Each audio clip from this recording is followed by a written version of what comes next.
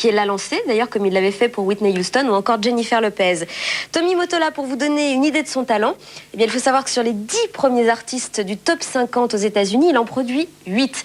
Alors, comment cette petite Belge, Lara Fabian, a-t-elle bien pu faire pour se retrouver en l'espace de quelques années au firmament? C'est vrai que le parcours de Lara Fabian est étonnant et admirable. En 3 albums, elle a quand même pris d'assaut la France, bien sûr, mais aussi le Québec. Rien qu'en France, elle a quand même vendu 6 millions d'albums en 2 ans. C'est un travail qu'elle a réalisé à 2 avec son complice de toujours, Rick Allison.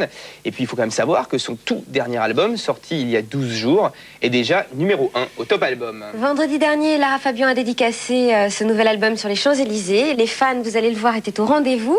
Et Lara a été absolument adorable avec son public, qui d'ailleurs l'adore. C'est un reportage d'Hélène Devert.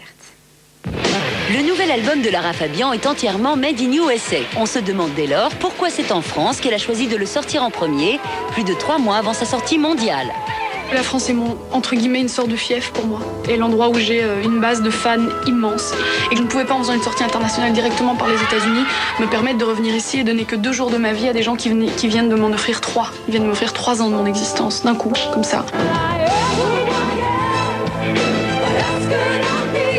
Plus de 2 ans de travail avec les plus grands professionnels américains, et voici le nouveau style Lara Fabian. Oh, qu'est-ce que j'avais le trac de présenter cet album, c'était incroyable. Ça fait 2 ans de ma vie que j'y travaille, que j'y crois, que j'ai mené toutes les guerres pour ne rien mettre sur cet album auquel je ne croyais pas.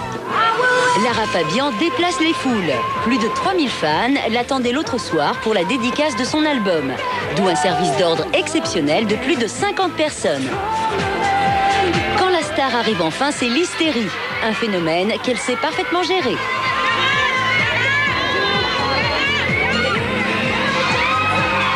Je suis un être humain tout à fait normal. Même je dirais que je suis anormalement normal pour faire ce métier, quelque part. Et c'est ça qui me sauve, c'est cette éducation, c'est cette famille qui me suit partout, cette tribu comme ils l'appellent. Et cette manière en fait que j'ai de ne pas savoir les choses complètement et que quand on me les dit, je vis l'étonnement en permanence. Ses fans, eux, sont bouleversés.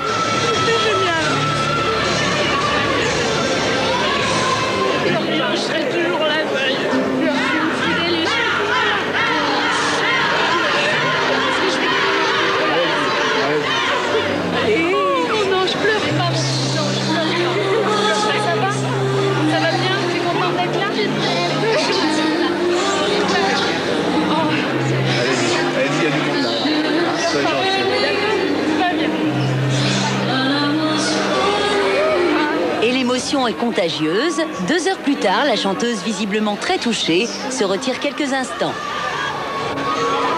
Lorsqu'elle réapparaît, elle décide soudain de les remercier à sa façon. Une belle surprise.